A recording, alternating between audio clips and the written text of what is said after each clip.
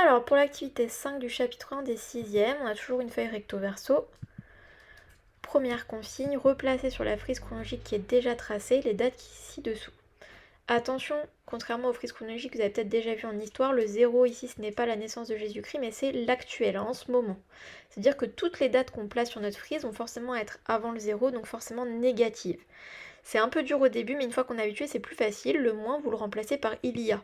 Moins 1000 c'est il y a 1000, MA, donc c'est millions d'années. Il y a 2000 millions d'années, etc., etc. À vous de replacer chacune des dates, je vous en montre juste une. La formation de la Terre, c'était il y a 4600 millions d'années. 4600, c'est entre 4000 et 5000.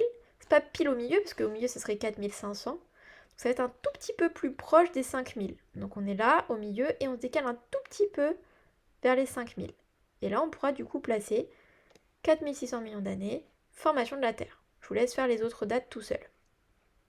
Une fois que vous avez fait ça, ça va vous aider à répondre à la question 2. On vous dit expliquez pourquoi la vie sur les continents, elle est apparue plus tard que dans les océans. Donc d'après la frise, vous allez voir qu'il y a un grand écart de date entre la vie dans les océans et la vie sur les continents. À vous de m'expliquer pourquoi, en utilisant la frise.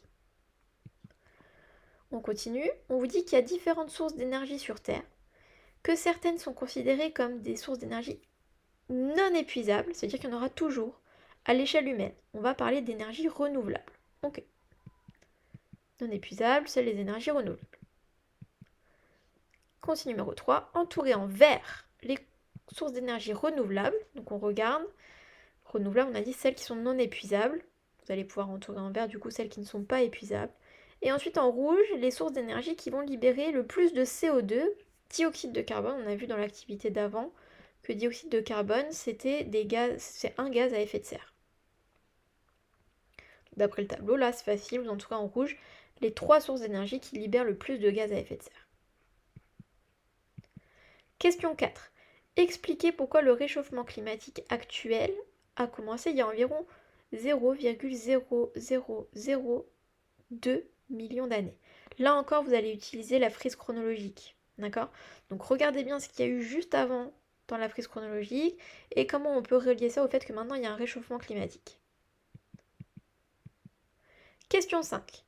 Donc c'est acté, il y a un réchauffement climatique en ce moment. Quelles sont les causes, donc les raisons de pourquoi il y a un réchauffement climatique, et les conséquences, qu'est-ce que ça entraîne ce réchauffement? Vous avez plein de petits points différents, à vous de me dire lesquels sont des causes, lesquelles sont des conséquences. Les causes, je relis, les conséquences, je relis. Une fois que j'ai fait ça, je peux passer à la question 6, on vous dit, bon bah il y a des causes, il y a des conséquences pour le réchauffement climatique, on a vu que c'était pas très positif. Nous, ce qu'on veut les humains, c'est essayer de lutter contre ça. Donc on va avoir des stratégies d'atténuation. C'est ce qui va permettre de lutter contre les causes. Donc à vous de relire dans la question 5 c'était quoi les causes et d'essayer de trouver des solutions pour lutter contre ça. C'est ça l'atténuation. Après vous pourrez faire la même chose pour la question 7. C'est soit des stratégies d'adaptation. Ça permet de lutter contre les conséquences. Donc regarder les conséquences du réchauffement climatique et proposer des stratégies d'adaptation. C'était l'activité 5.